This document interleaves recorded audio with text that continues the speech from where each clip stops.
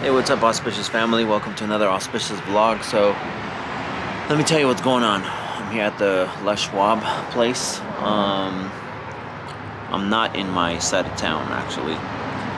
I was going to check on my little sister and my little brother because my mom left to Mexico because my grandma's not doing good. She got sick, and so my mom had to leave. And I've been in charge of my older brother and sister. They're not young. They're 18, so but I wanted to come in and check on them, make sure they're good. Anyways, as I'm on the freeway, something's wrong. I feel my car jerking, and then I see on the dash it says service monitor system or something like that, tire system. And so I looked at what the nearest Les Schwab is, because that's where I got these tires of mine. And I don't know if you guys remember a couple months back where somebody offered to pay for the tires when I was at Les Schwab. And so anyways, those tires were purchased at Les Schwab tires. And so I looked, and the closest one was just like 9 minutes away from me from the freeway. So I kind of panicked, because when I was in the freeway, it felt like when it's windy and you're driving against the wind and it jerks a little bit. That's what it felt like. So I felt like I was gonna get in an accident. So I pulled over. I got out of the freeway, and I made my way over here. Hey, what's up, guys? I'm home now. Everything's fine. I got the car checked out, and I guess I have to replace a couple sensors on. Anyways, I'm safe. I'm glad that I made it home and that nothing bad happened on the road. Now, we have to think about certain things. When we have special need kids, we have to realize, and this is going to be hard for a lot of people to hear, but we have to realize that we have to make plans for us to be able to retire and fund our last years on top of our kids, because they are going to need us even after we're gone. That's what a lot of people don't like to think about. I think that this creates anxiety. The future creates anxiety. And even though it does overwhelm me to think this, I have to execute now my plans so that when we are older, everything is set in motion and my kids don't have to struggle. Because for normal parents out there, we retire at 50, 60, right? And then we have to have our savings account. We have to have a 401k. We have to have all these things in order for us to live a comfortable life in the house. But what if you're sick and you're not able to take care of yourself in your own home? You'd have to look for a senior living center. And senior living centers are really expensive. So if you're going to an assisted living, or if you're living on your own on the premises and they can come and help you every now and then, those all cost money.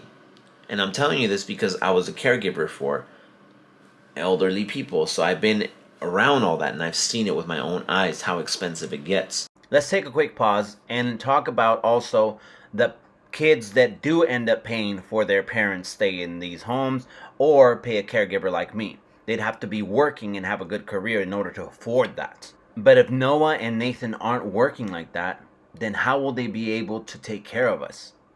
That's the big thing that we have to look into. So that's why Now is when I'm thinking of what are we going to do if for some reason Nathan and Noah are not able to work when they're older because of their disabilities. So we have to work twice as hard to be able to fund ourselves in our later years and also have enough money to take care of them and after we're gone.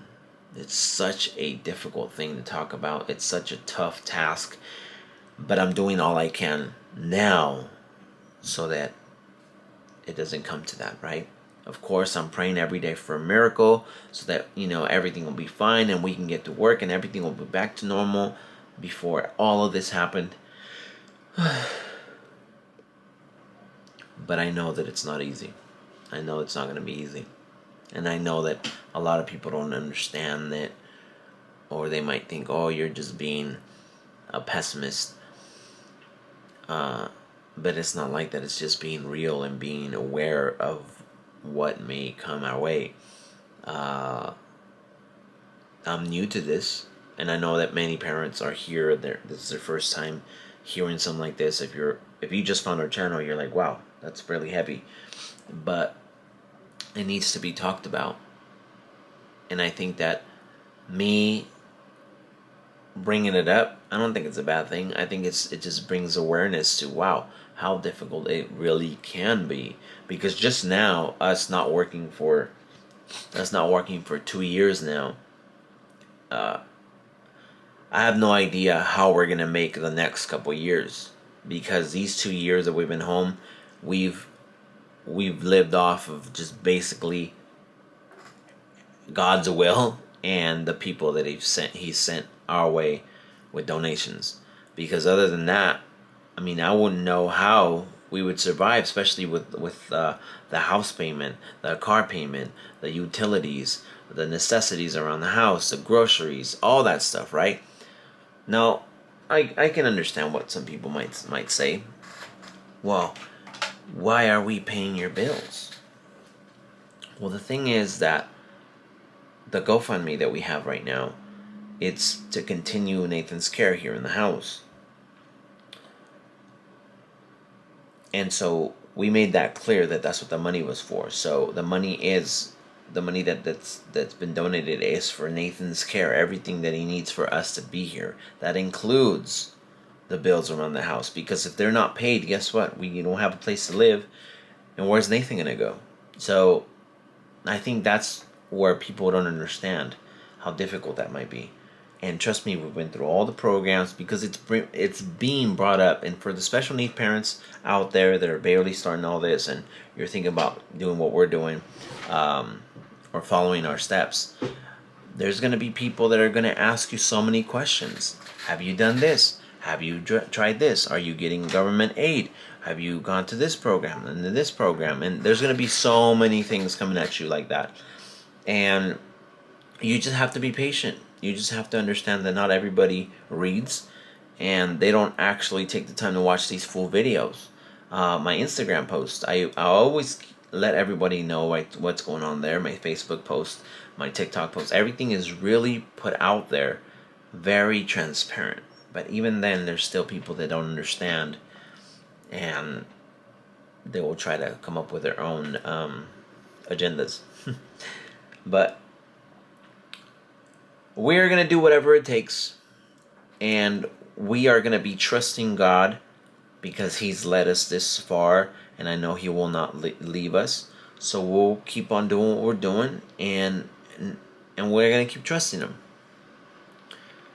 But that's what I wanted to talk about, the financial part of being a special needs parent. It's not an easy one. Obviously, there's the insurance that covers a lot of these things. But we have to think about the care for Nathan. It's very, very, some people, oh, well, why don't you have your family care for... Not everybody can take care of Nathan. Nathan is very tough. Even some nurses, when they see him having those breathing spells, they freak out because it's like, you know what I'm saying? It's hard to watch. So not everybody is equipped to do so.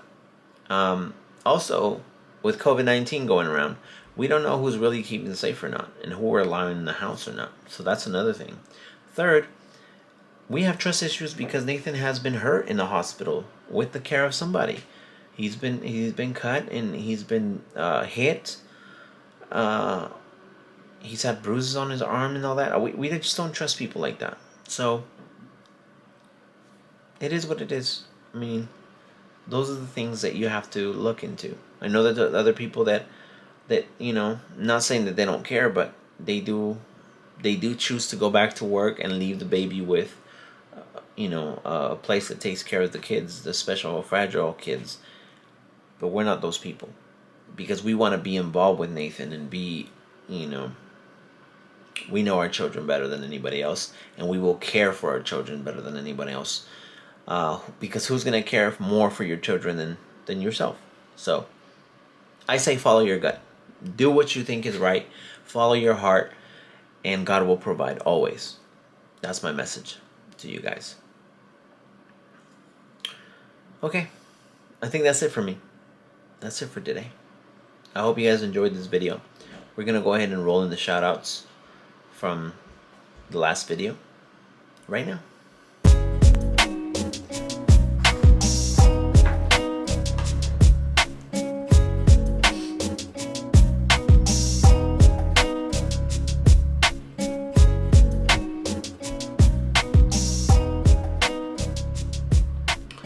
Alright guys, that's pretty much it. I hope you guys enjoyed the video.